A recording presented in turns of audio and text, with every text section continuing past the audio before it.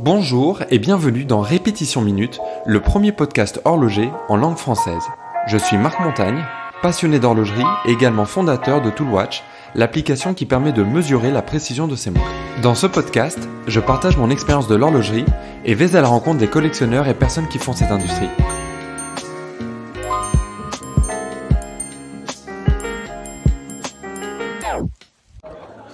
Bonjour à tous, je suis de nouveau avec mon ami Benny et on va parler de montres.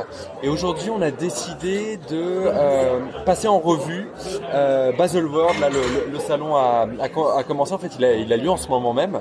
Alors je sais pas au moment où l'épisode sera publié si ce sera toujours le cas, mais en tout cas voilà, on est en plein dans Baselworld et l'idée c'était qu'on discute un petit peu ensemble du salon. C'est un grand tempo horloger, hein. Comme chaque année, on sait qu'il y a 2 tempos horlogers sur les nouveautés.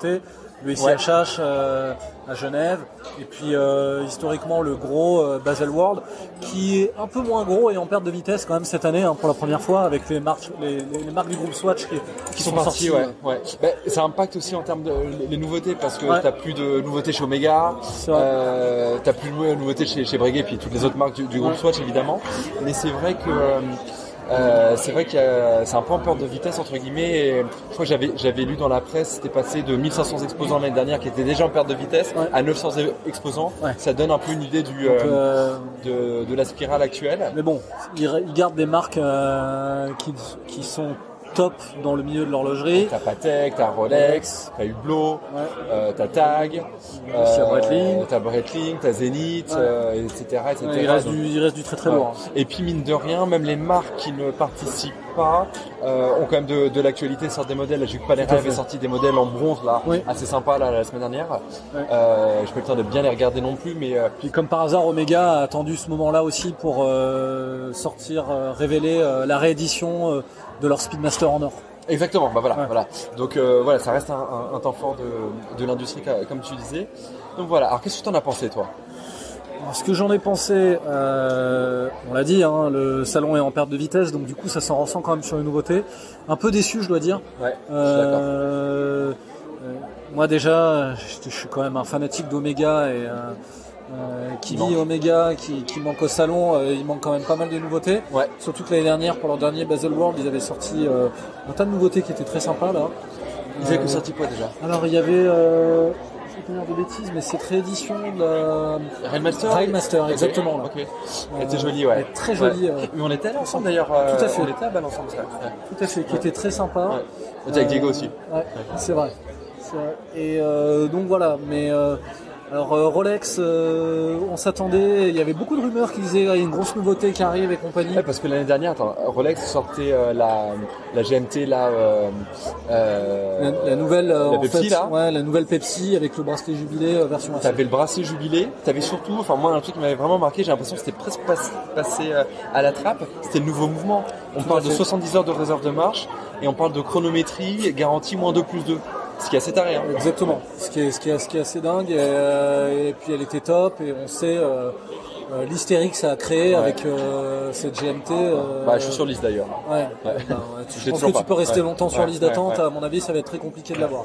Donc t'avais côté Patek, t'avais la Nautilus Quantum Perpetuel. Ouais, en or gris. Possible, c'était pas de l'acier. C'était pas de l'acier. Peut-être même platine, non ? Je sais plus, tu me mets le doute. Pour moi c'était de l'or gris, mais t'as peut-être raison. Okay. Enfin bref, t'avais des nouveautés quand même. Voilà, il y avait des nouveautés. Donc là, un peu décevant. Les grosses nouveautés qui font parler d'elles, mais c'est pas grosses nouveautés, mine de rien. Elles sont chez les 2 marques dont on vient de discuter, qui sont Rolex et Patek. Rolex, on prend les mêmes choses et on recommence. En gros, ils ont sorti exactement la même nouveauté que la Pepsi l'année dernière, sauf qu'ils ont fait la même chose avec la Batman. Ouais. Je reviens sur l'année passée, ils avaient aussi sorti la Seedweller. Tout à fait. Donc, t'avais du lourd quand même.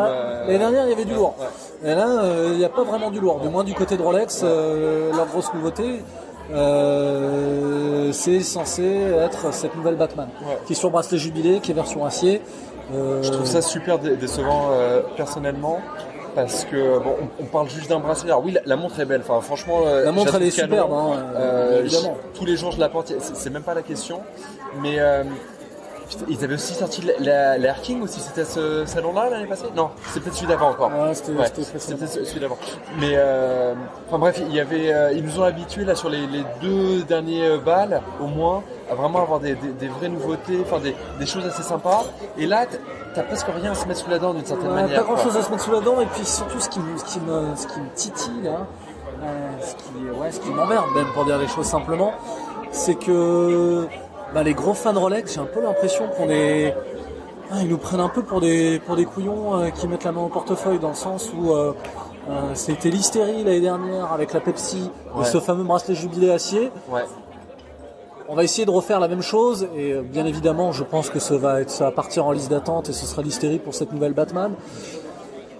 Mais bon, c'est un peu dommage quoi. Je pense que sur le long terme, elle va se vendre, mais sur le long terme, c'est un peu, c'est dangereux vis-à-vis, des gros fans horlogers, parce que j'ai un peu le sentiment qu'on nous prend pour des trompettes quoi. Ouais. Donc voilà. Nouveauté qui est très intéressante, c'est quand même du côté de Patek. Je trouve que Patek a pas déçu. Mine de rien. Ils ont sorti pas mal de choses. Pas mal de choses. Donc il y a cet Aquanaut kaki. Moi je trouve le coloris très sympa. Hein. Alors c'est très beau, mais alors là où je suis déçu personnellement, c'est le diamètre. Enfin, la montre est belle, hein, mais c'est du 42 mm, si je dis pas de bêtises. Gros. Et de l'or gris de nouveau. Et de l'or gris aussi, ouais. La boîte n'est pas en acier. Donc voilà, t'as une montre qui est très vite chère et assez grande. C'est vrai. Il l'aurait sorti en acier en 40 mm. C'était la montre parfaite quoi. Et il semble qu'il y avait une édition limitée, genre vraiment très limitée, qu'ils avaient sorti comme ça. D'accord. Donc bon, le coloris est intéressant, c'est pas mal en termes de nouveautés, mais quand je dis ils ont pas déçu en termes de nouveautés, c'est surtout pour cette autre référence. Ils ont un calendrier à semaine sur laquelle elle travaille, ouais. Un semainier. C'est la 52-12. 52-12, exactement, c'est le nom de la référence. Ouais. Et moi, j'avais jamais vu un display comme ça avec un calendrier avec les différentes semaines en fait. Mais écoute, moi non plus. C'est vrai que visuellement, en termes de complications, elle est super intéressante. Le petit détail que j'aime beaucoup, c'est les espèces d'indicateurs là qui vont justement indiquer le jour, etc. Tu sais, comme c'est sur une espèce de... Ils ne sont pas parfaitement droits. Exactement, ils sont un peu courbés, ils suivent le disque. Et je trouve ça super élégant et très réussi. Un autre détail qui est très beau, je trouve, c'est les godrons là, tu sais, sur les cornes. Oui. T'as plusieurs niveaux et ça rend la montre très belle quoi. Joli corps, ses aiguilles, hein. Ouais. Aiguille dauphine, hein, si je dis pas de bêtises. C'est ça. Une très belle aiguille dauphine.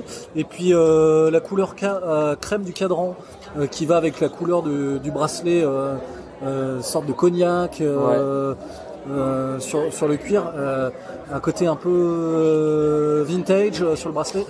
Tout à fait. L'enchaînement est très sympa. Et puis le côté vintage, je trouve que tu le retrouves énormément là dans la police qui est utilisée notamment pour les mois là, tu vois, Exactement. T'as une police qui est, qui fait très vintage.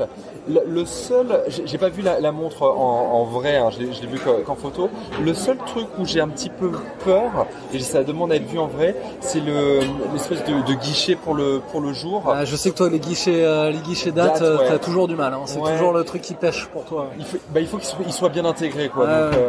Donc voilà, c'est la crainte que je pourrais avoir, mais sinon tu es sur une montre avec très belle, tu as 40 mm donc c'est très portable, tu as un super joli mouvement. Bon, comme toujours chez Patek, il y a un niveau de finition qui est incroyable et on est à moins de 30 000 francs. Hein. Exactement. On en parle à du moins prix. de 30 000 francs. Alors c'est de l'acier évidemment. Tout à fait. Mais disons que la concurrence à ce tarif-là, c'est assez intéressant. Et puis bon, ces petits détails, bon, je sais que toi tu y es sensible et moi aussi. C'est le bracelet cousu main, etc. Donc t'as une jolie proposition là pour 30 000 quoi. Je le répéterai jamais assez, le bracelet c'est excessivement important dans une montre. Hein. Ça change le rendu du tout au tout. Même s'il faut pas s'y attarder quand on achète une montre, parce qu'on peut toujours le changer pour une somme qui est modique, mais c'est quelque chose qui est excessivement important. Et une montre qui peut être pas terrible au premier coup d'œil. Avec le bracelet, on va changer vraiment le rendu. Ouais, non, je suis parfaitement d'accord avec toi. À l'inverse, mais je dirais, en fait, on s'en fiche un peu du bracelet d'une certaine manière, dans le sens où on peut tellement facilement le changer que moi, je me concentre tellement sur le cadran, les complications, la boîte, quoi. Et parce que je sais que le bracelet, je trouverai toujours un bracelet qui me plaît et qui sublimera. C'est le paradoxe du bracelet. C'est important et à la fois, ça n'est pas important. Exactement. Puisqu'on est chez Patek, on va passer en revue un petit peu les nouveautés là qui pour nous sont qui ressortent un peu. Moi, je suis un grand fan là de la nouvelle World Timer, la 5231J, donc en or jaune, avec l'émail, l'espèce de map monde en émail au centre. Elle est très sympa. Je la trouve exceptionnelle. Bon, et puis cette aiguille des heures qui prend un rond. Ouais, exactement. Elle est assez étrange, mais en même temps, elle est vraiment top. Elle a un côté désuet qui est très sympa. Ouais, je me rappelle plus exactement la signification de ces aiguilles, mais sur les World Timer, t'as toujours des types d'aiguilles d'heure assez particulières. Je crois qu'elles sont un peu inspirées de l'aviation. Je me rappelle plus exactement l'explication qui m'avait été donnée chez Patek, mais ouais, elle est magnifique. T'es sûr, donc voilà, Louis Cotier, donc l'horloger qui a repris les travaux de son père et qui a fait ce mouvement World Timer qu'il avait fait. D'ailleurs, la première fois qu'il l'avait fait, c'était chez Vacheron. Ça, on l'oublie souvent, mais c'est vrai. Mais c'était chez Vacheron. Et puis bon, voilà, il est connu pour l'avoir beaucoup fait chez Patek, perfectionné, etc.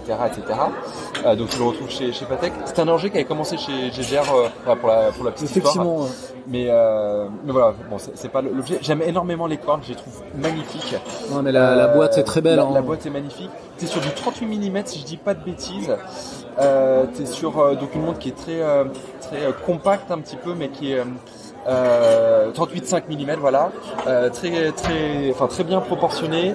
T'es sur une évolution du calibre 240, là c'est la version HU pour heure universelle, du 240, donc t'as encore la micro-masse, tout ça. Et puis c'est une montre qui fait, tu la vois, tu sais que c'est une Patek tout de suite, quoi. C'est partie des designs typiques de chez Patek. Elle est magnifique. Si on a les moyens de s'offrir ça, effectivement, on peut. Difficile de se planter, quoi. Ouais. Difficile de faire un mauvais choix. Elle est super. Ouais. Bon, c'est 65 000 francs, donc c'est un sacré budget. Ouais. Mais c'est exceptionnel. T'as la lecture de tous les fuseaux horaires du monde, enfin de beaucoup de fuseaux horaires du monde. T'as indication jour-nuit. C'est vraiment une de mes montres de rêve, quoi. J'aime toutes les World Timer et c'est vraiment une de mes préférées. Alors que c'est pas une complication évidente à mettre en exergue, à mettre en forme de manière élégante. Oui, parce que tu as beaucoup d'informations à afficher et Patek y arrive bien.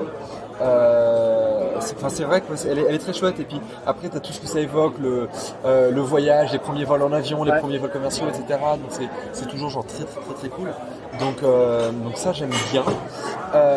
L'autre nouveauté qu'ils ont faite, j'ai vu beaucoup de personnes en parler sur Instagram, c'était le chrono là, le 5172G là, donc en or gris.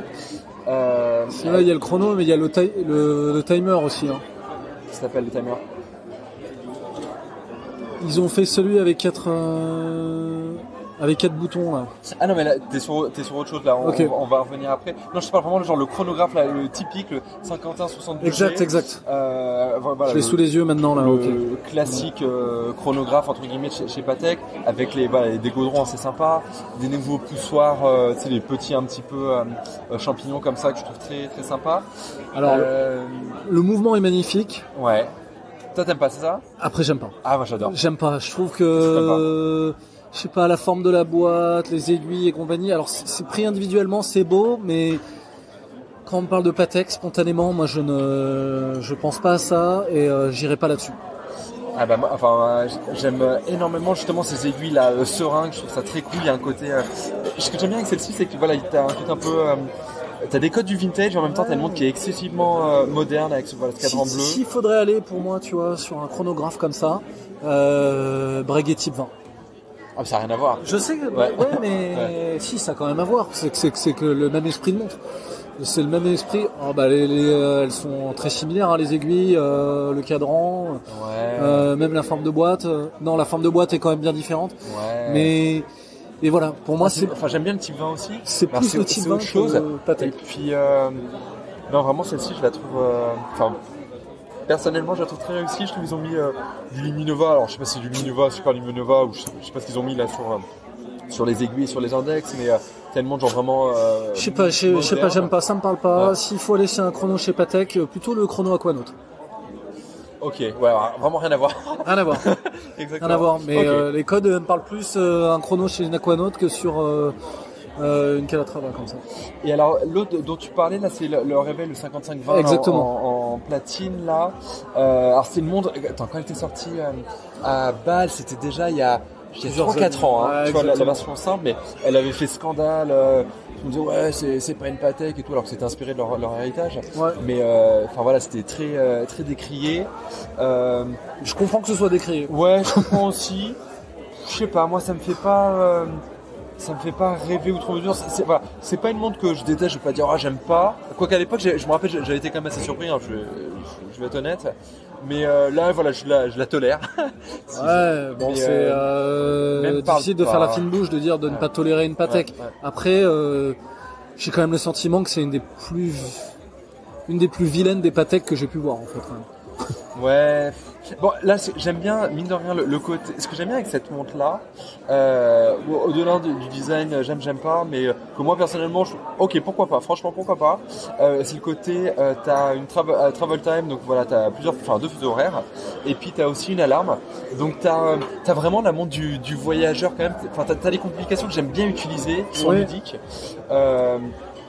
Donc voilà, mais bon, je comprends qu'elle soit pas. Là, c'est purement considération esthétique personnelle, hein, parce que c'est clair que du point de vue mécanique, ça va être difficile de cracher là-dessus. Ça reste dingue, hein. Mais après, non. elle est large, hein, c'est gros, 42,2 mm. Donc faut pouvoir le on est sur du massif, et pour moi, ça c'est pas Patek. Patek, c'est intéressant. On parlait d'une World Time à 38 mm. On n'a pas envie de voir des grosses montres chez eux, quoi. Ouais, non, alors ça je suis d'accord avec toi. Très clairement. Et puis bon, 200 000 balles. Ok. Ouais. Je pense que voilà, la discussion s'arrête là. En même temps, c'est pas mal sur la discussion. On parle d'une montre, j'aime ou j'aime pas. De toute façon, on sera jamais dans le cas de figure de dire j'achète ou pas, quoi. Ouais. C'est clair que. C'est vrai que Et puis alors il y avait une autre nouveauté aussi dont on en avait parlé. Le régulateur. Exactement, c'est le régulateur. Donc c'est le 5235 en or rose. Donc c'est une nouvelle version du régulateur qui est sortie de collection là il y a c'était quoi? C'était un cadran un peu plus ardoise avec des tons bleus. Tout à fait, mais ça avait été sorti révélé. Non, ce régulateur il existe depuis longtemps, celui-là. Lequel? Celui qui est sorti là? Non, pas celui qui vient de sortir, mais le modèle précédent. Ah oui, il existait. Ah oui, il était sorti. Je pense que c'est 6-7 ans, quelque chose comme ça. Si, depuis un moment, ouais. Puis il est sorti là, juste avant Bâle, en fait, pour laisser de la place.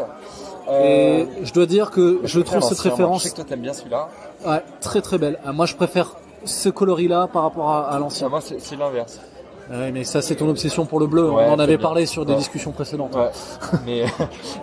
Mais ouais, tu as raison. Mais bon, cette montre est très chouette. Enfin, le côté régulateur est toujours super sympa. Mais voilà, ça va pas être ma préférée. Ça va être une nouveauté. On est sur une animation cadran. Ouais, c'est pas une grosse nouveauté, mais les coloris sont très très beaux. Ouais. Et puis oui, la référence était déjà sympa. Alors que d'habitude, je suis pas fan de régulateur parce que j'ai toujours du mal sur l'affichage. Ouais. Ça va être moi j'aime bien justement. Mon côté un peu bête et méchant, ou pour moi avoir des aiguilles réac. Des aiguilles excentrées, je trouve ça étrange. Mais là, il est quand même très sympa ce régulateur, très beau coloris, je me répète. Et puis cette micromasse. Cette micromasse qui rend fou ce petit détail. Et alors, il y a peut-être ma préférée chez Patek qui est sortie, c'est la 5726. Donc là avec finalement si j'ai pas de bêtises, la seule chose qui va changer, ça va être la couleur du cadran, mais t'es sur vraiment la couleur originelle Nautilus, j'ai envie de dire, et elle est magnifique, quoi. On est sur une animation plus qu'une nouveauté, mais qui est top.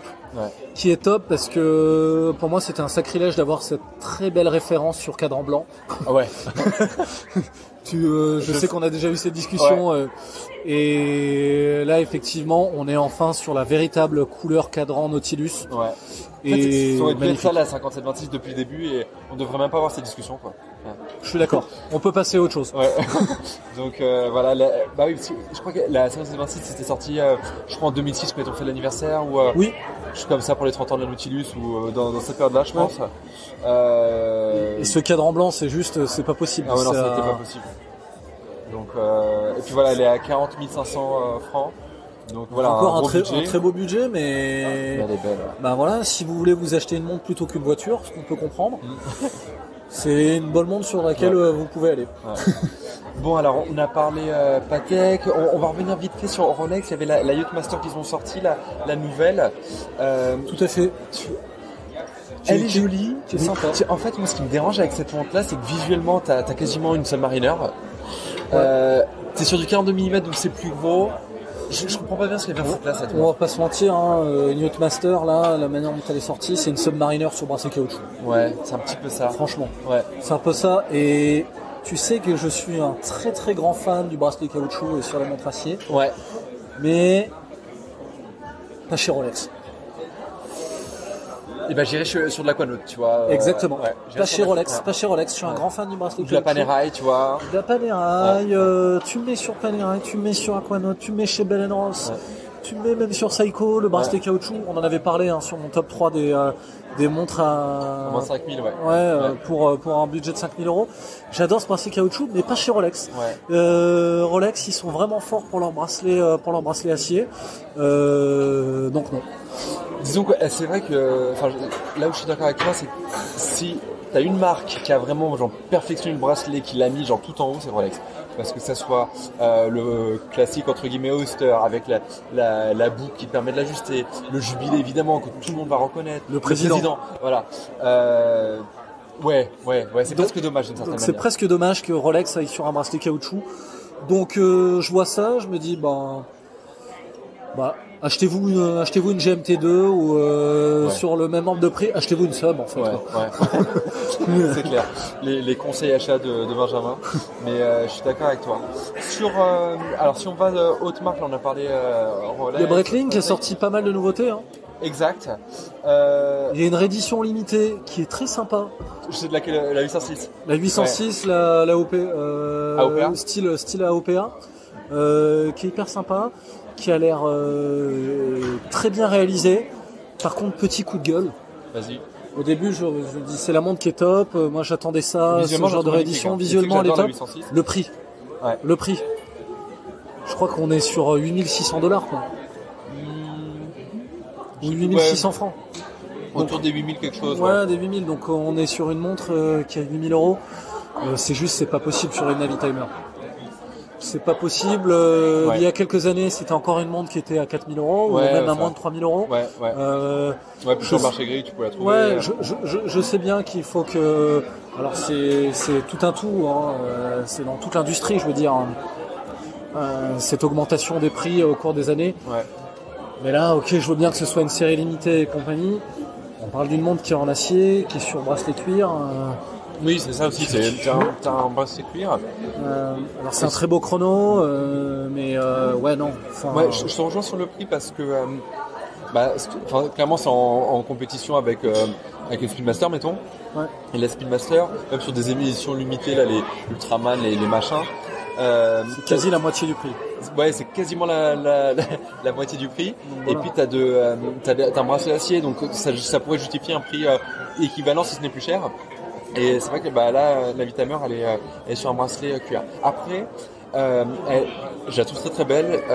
J'aime bien le fait qu'ils ont repris exactement les dimensions de la 806. Hein. Je sais plus, genre c'est genre un 40,9 mm. Exactement. C'est un truc genre très précis. Exactement. Et ils ont repris ça à l'identique. Ils l'ont pas réadapté un peu, alors qu'ils ont tendance des fois à faire des montres assez volumineuses, pour pas dire complètement disproportionnées. Exactement. Surtout sur la Navitimer, ils ont fait des 46 mm. Ils sont perdus. Des trucs qui sont interdits, quoi. Et là, justement, ils ont été très très malins de vraiment pas avoir touché, avoir ce côté un peu puriste qui va plaire du coup aux puristes. Après, je crois qu'ils ont mis je crois que c'est un mouvement manufacture. Si je dis pas de bêtises, ils l'inaugurent dans cette montre-là. Enfin, c'est un peu une exclusivité Breitling et tout. S'ils doivent justifier un peu le prix, j'imagine. Mais j'ai envie de te dire, on s'en fout un petit peu. La montre est trop chère, quoi. Ouais, elle est trop chère. Et puis, le bon benchmark, comme tu dis, l'élément de comparaison qui est parfait, c'est la Speedmaster. Il y a un mouvement manufacture aussi. Hein. pour la moitié du prix. Ouais. Donc, Et puis t'as un fond qui est plein aussi sur la nouvelle 806 là. Oui. Donc alors que sur certaines variantes de la Speedmaster, il n'y a pas. Exactement. Enfin, il y a un fond saphir quoi. Et je crois ils vont. Enfin, j'ai entendu, puis tu l'as vu aussi, on en a discuté, mais ils allaient ressortir le mouvement 321 là. Ouais. Donc j'imagine ils vont faire des Speedmasters, c'est pas déjà fait avec ce mouvement et peut-être même des fonds saphir. Enfin, et je suis sûr que ça sera moins cher encore que. Enfin, c'est intéressant de voir si c'est moins cher que la 806. Ouais. Mais entre une réédition de la 806 ou une Speedmaster avec un mouvement 321, fond saphir, bracelet acier. Ouais. je Si on a crois une que le choix est vite fait, 321 hein. qui est moins cher en plus, Ouais. le choix est vite fait. Ouais. Ouais. Donc on verra. Mais bon voilà, ça c'était une seule nouveauté Breitling. Après ils ont sorti genre vraiment pas mal de choses. Ouais, Mais alors j'ai de vu, mon il y en a côté il n'y a beaucoup. rien de transcendant. Ouais, moi aussi, il n'y a rien qui me fait rêver. Je trouve que les boîtes sont assez insipides. Alors que c'est dommage, ils ont repris cette boîte avec la lunette perlée là, crantée. Ouais, cranté, ouais. Qui est assez sympa, mais les cadrans je les trouve assez fades, pour être honnête. Ouais, je sais pas, j'arrive pas à être excité non plus par ça. C'est ouais, les cadrans sont pas dingues et puis je sais pas, c'est juste ça fait un peu je sais pas, un monde qui a été fait à l'ordinateur. Bon, elles sont toutes faites évidemment des années informatiquement, mais voilà, on t'imprime un nouveau cadran et puis on te balance ça comme ça et je sais pas, il y a rien qui ressort. Ouais, j'arrive pas à être emballé par ce qu'ils ont sorti, à part cette 806 qui est un petit peu cher quoi. Donc il y a après bon voilà, ça c'était Breitling, mais moi il y a rien vraiment qui m'a. Sur les nouveautés, alors je sais que allons un peu du côté des indépendants. Ouais. Il y a Recepi de chez Acrivia, ouais. qu'on connaît, qu'on a rencontré déjà plusieurs fois, Ouais. qui est un personnage très sympa, très attachant et bourré de talent. Il aurait été spoté sur son stand avec une référence, un chronomètre Recepi en acier. Ah ok, marrant. En acier. Ouais.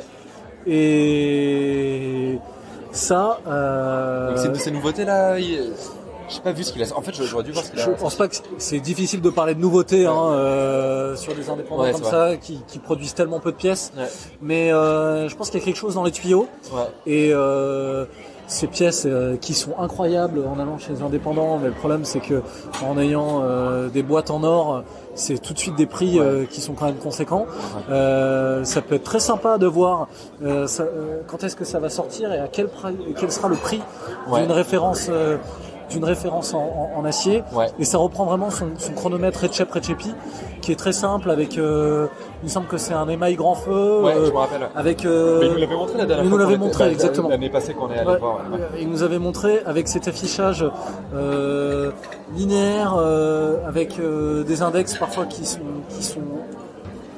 inclusif ou exclusif vis-à-vis du trait en fait. Bon, ça mérite la photo, ça je pense que je le rajouterai dans la Exactement, exactement. Sans photo c'est un peu compliqué, qui est très sympa. Il y a une forme de boîte qui est très jolie et puis surtout chez Acrivia, ce qui est incroyable c'est son mouvement, qui est une ouverture, des finitions avec des ponts absolument dingues où ils en sont très fiers d'ailleurs. Un polissage et un anglage. Qui est d'un autre monde. Ouais. Donc chez les indépendants, j'ai envie de dire restons connectés, de voir quand est-ce que ça va sortir et quel sera le prix de vente d'une référence acier. Ouais.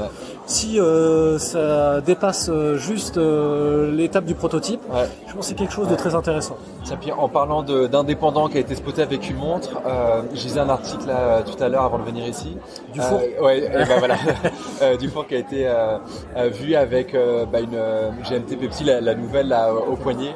Donc je pense que ça veut dire ce que ça veut dire quand tu as un monsieur comme monsieur Dufour qui porte une montre, comme ça voilà, ça. La nouvelle de l'année dernière du coup. Exactement. Oui, qui pour moi était la vraie nouveauté. C'est là où c'est un peu dommage qu'ils aient juste fait la même chose avec la batterie. Ouais.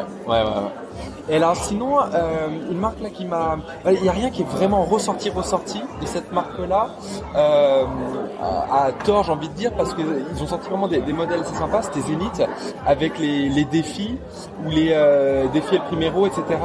Ils ont sorti pas mal de modèles qui, enfin, visuellement je trouve très réussis. Moi j'adore ce modèle, le défi El Primero, j'adore le modèle, j'adore les matériaux qui sont utilisés. Ouais. Là sur la nouveauté, ce qui est très intéressant, c'est qu'il y a c'est en carbone là, c'est une sorte de carbone kaki là. Ouais, t'en as une en carbone, ouais. Carbone graphite ou enfin, sorte de... Tout en carbone, ouais. Et puis même les poussoirs, tout est tout en carbone. Alors les matériaux sont top, le design est top. Après, je crois que c'est 44 mm. Ouais, c'est du 44 mm. Quel dommage. Quel dommage. Cette montre, si elle était ne serait-ce qu'en 42, je demande même pas un 40, hein. Je demande juste même un 42. Ouais, comme une Speedmaster. Exactement. Ouais. On serait dans le cahier des charges, ce serait top. Et c'est un achat que je pourrais sérieusement considérer. Mais 44, c'est pas possible. Je sais pas s'ils ont pas des versions défis justement un petit peu plus petites, faudra regarder. Si, il me semble que c'est possible, mais sur cette version carbone, je trouve ça top. Ah ouais, elle est top. Ouais. Je trouve que c'est un matériau qui est hyper intéressant. Et je sais qu'elle est dispo qu'en 44, ce qui est dommage. Ouais. Non, je suis d'accord avec toi, mais c'était l'année dernière qu'ils ont introduit cette ligne-là. Oui. Et ouais, c'est une très belle ligne. Enfin, je suis curieux de voir un petit peu où est-ce qu'ils vont amener ça par la suite, parce que je sais pas, ils sont en train un petit peu de redéfinir, j'ai l'impression, leur identité, leur modèle, etc. Et j'ai l'impression que ça va s'installer pour devenir une sorte de pilier un petit peu de Zenith et puis une vraie signature esthétique. Tout à fait, mais déjà positivement, j'ai l'impression que ça va dans le bon sens. Ouais. On sait que le CIO, le nouveau CIO maintenant depuis quelques années, qui est Julien Tornard, qu'on connaît, hein, que j'ai rencontré plusieurs fois, qui est quelqu'un de très sympa au demeurant, mais très doué, et je pense qu'il a une véritable vision, très bon bosseur. J'ai l'impression qu'il met Zenith vraiment sur les rails dans la bonne direction. Et voilà, c'est Julien, si tu nous entends, on rêve de la défi en 42 mm, ou même 40 mm, ce serait super. Carbone. 40 mm, il y a 2 précommandes là. Exactement. T'as les acheteurs potentiels là tout de suite. Mais non, enfin c'est vrai que c'est un super modèle, et puis il y a un côté, je trouve qu'on oublie un petit peu dans l'horlogerie avec pas mal de nouveautés, c'est le côté vraiment genre innovation et cette montre là, je pourrais pas lister toutes les innovations, mais ça fait partie il y a beaucoup de recherche et de développement qui est mis dans cette montre, et c'est un aspect de l'horlogerie qui me plaît beaucoup. Ouais. Et voilà, quand je vois une montre, on va juste rajouter un bracelet, bon, c'est un petit peu dommage. Là, il y a un petit peu plus de recherche, et c'est ça, moi, qui me fait vibrer, c'est quand tu vas choper des nouvelles complications, des nouveaux matériaux, des nouveaux designs, et sans avoir une montre qui est non plus complètement déconnante, entre guillemets, avec des designs que tu pourrais jamais porter, ou des trucs juste pour l'innovation. Là, t'as une vraie montre de 2020, quoi, entre guillemets, quoi. Tout à fait. Dernière nouveauté dont je voudrais parler, à moins que tu en aies d'autres aussi, Nomos, qui vient de sortir des versions sport de leur modèle Tangente et Club, avec des bracelets aluminium, il me semble. J'ai vu comme ça, mais en vitesse, ouais. Alors on est sur des cadrans crème avec des petites pointes de couleur de rouge et de bleu, et bracelets aluminium, et elles sont très très sympas. Très très sympas, et c'est quand même encore dans les prix abordables. Ouais, complètement. C'est la grande force, entre guillemets, de Nomos, c'est ce rapport qualité-prix, quoi. Et une véritable identité design graphique qui est propre. Il n'y a pas besoin de se pencher sur le cadran et de lire le nom de la marque. Dès qu'on voit la forme de la boîte et le cadran en son tout, on devine que c'est Nomos. Et c'est très sympa ce qu'ils ont produit. Et moi, ça me plairait bien. C'est quelque chose que je pourrais envisager aussi pour une prochaine acquisition horlogère. C'est vrai qu'elle est chouette, et c'est une marque je trouve super sympa, et même dans leur communication, etc. Je sais pas, ça me parle, et j'aime bien ce qu'ils proposent de façon générale. Et en plus, on parle d'un mouvement de manufacture. Hein. Exactement. Sur les deux références là, la Club Sport et la Tangente Sport, c'est les mouvements néomatiques. C'est un mouvement automatique manufacture chez Nomos. donc qui est développé par la marque à Glashütte. Donc ouais, c'est quand même top. C'est difficile. Que demande le peuple au bout d'un moment? On est sur un design sympa, des bracelets aluminium, sport chic, mouvement manufacture, une jolie marque qui est abordable, donc top. Non, c'est sûr. Bon, en termes de rapport qualité-prix, il y a pas beaucoup mieux. T'as Grand Seiko aussi qui a sorti là une nouveauté là. C'est la SBGA 403. C'était pour le 20e anniversaire de la technologie Spring Drive. Qu'est-ce que t'en penses toi de Grand Seiko? Alors, au-delà de cette nouveauté là. Ouais, au-delà de cette nouveauté là sur la marque, moi j'y arrive pas vraiment. Je ne comprends pas trop non plus, parce que j'aime beaucoup Seiko, mais pour moi Seiko c'est l'univers de la Tool Watch et la plongeuse. C'est la Seiko 5 qui est la montre automatique la plus sympa, la moins chère. La plus sympa, la moins chère qu'on puisse avoir, exactement, c'est très bien résumé. Et donc sur cet environnement Grand Seiko, j'arrive pas à me projeter, je n'arrive pas à comprendre la marque dans ce segment-là. Ouais. Alors après, moi Benjamin, je ne représente pas tous les clients horlogers, et visiblement ils ont leur clientèle. Il y a des gens à qui ça doit parler, mais moi personnellement ça me parle pas. Ouais. Je suis un petit peu comme toi, et alors c'est marrant, j'ai l'impression qu'il y a vraiment un truc qui est en train de se passer. Alors c'est très américain comme euphorie qu'il y a autour de cette marque-là, mais il y a un an et demi, on en entendait très peu parler. Il fallait être un petit peu dans des certains cercles de connaisseurs pour vraiment que on entende parler. Et puis là, j'ai l'impression que c'est la nouvelle Rolex d'une certaine manière chez les Américains. Ouais. En termes de finition, de machin, tout ça, c'est exceptionnel. Je remets pas en cause la qualité de la montre intrinsèque. J'en ai déjà touché, etc. J'en ai déjà eu en main. C'est du très bon boulot, mais j'en ai pas porté pendant des semaines pour me faire un avis définitif. Mais j'arrive pas à m'ôter de la tête que moi c'est fade, tu vois, je veux dire, je vois la montre, ok elle est belle, ok c'est bien fini, ok les aiguilles sont top. D'ailleurs je pense que c'est leurs aiguilles qui sont particulièrement réussies, mais ça reste froid.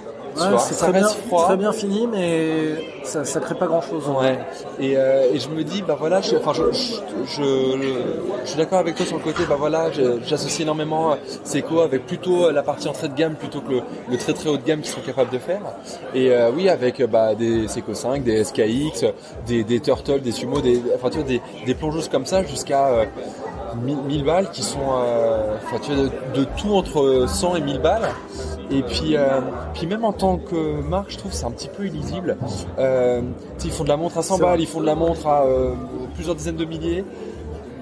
Ils font tout en fait, tu vois. Et moi j'aime bien avoir quelque chose de très très lisible. Tu dis bon bah voilà, je vais dans une marque, je vais chercher ça. Eux ils font ça. Et tu sais un petit peu où t'es, tu sais voilà. Et puis là j'ai l'impression on a un petit peu tout.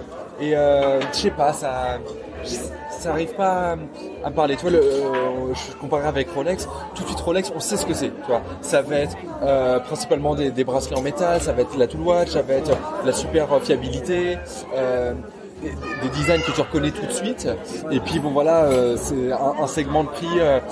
Tu vas être autour des 10 000 pour les montres en acier, et puis autour des 30 000 pour les montres en or. J'ai dit ça, j'ai quasiment tout dit en fait. Et c'est cool, t'as tout ça. Bon, enfin, c'est une autre discussion. Et puis là, on dévie complètement on dévie. Je pense que c'est plus que les nouveautés de balles. Là, c'est un débat sur une marque à part entière, mais je suis d'accord. Mais voilà. Enfin, tout ça pour dire peut-être que si on dévie autant, c'est que finalement, il n'y a pas grand-chose à dire malheureusement sur le salon de Bâle. Ouais, c'est assez décevant en termes de nouveautés. Je suis assez d'accord. Franchement, c'est décevant à part voilà quelques montres qui forcément ressortent. Par quelques montres chez Patek. Tu vois, on était au SIHH là il y a 3 mois même pas. Ouais. T'avais grosse nouveauté chez GGA, grosse nouveauté chez Vacheron. Grosse nouveauté chez Ulysse Nardin. Ouais, exactement. Enfin, t'avais vraiment des montres qui sortaient. T'avais même grosse nouveauté chez Audemars. Ouais, aussi. T'avais Richard Mille avec les bonbons et tout. Enfin, t'avais vraiment plein de choses qui ressortaient. Et là, finalement, c'est assez fade. C'est vrai. Et je trouve ça super dommage. Ce qui est un peu dangereux pour Bâle, on a le sentiment que c'est un peu le tour de piste en trop, quoi. Bah, non, je suis peut-être dur, mais moi je vais dire là où je suis plus optimiste que toi, c'est que l'année prochaine t'as t'as le SIHH et Bâle qui sont l'un à la suite de l'autre. Donc va y avoir un gros truc, ça va être le vrai renouveau et pour le SIHH et pour Bâle. C'est vrai. Ce qui fait que les deux salons auront envie de présenter des choses. C'est que les deux tempos de nouveautés horlogères, ils seront alignés. Exactement, complètement. Et donc là, je pense que les deux salons vont chacun vouloir proposer énormément de choses. Donc j'aurais envie de dire que Bâle a l'excuse de la transition. Et, Bien vu. Et puis on va voir ce que ça va donner l'année prochaine. Et puis ça sera l'occasion d'en redébattre à nouveau autour d'un petit cocktail. Ok, rendez-vous en avril 2020. Alors. Ça marche, on fait comme ça. Merci Benjamin. Ciao. Merci d'avoir suivi ce podcast. Vous pourrez retrouver les notes de cet épisode sur répétitionminute.com. Vous pouvez également vous abonner au podcast Répétition Minute sur Apple Podcast, Spotify ou autre plateforme et laisser un avis sur iTunes si le podcast vous a plu. N'hésitez pas à partager ce podcast avec vos amis. C'est un joli cadeau et ça coûte moins cher qu'offrir une montre. Merci et à bientôt.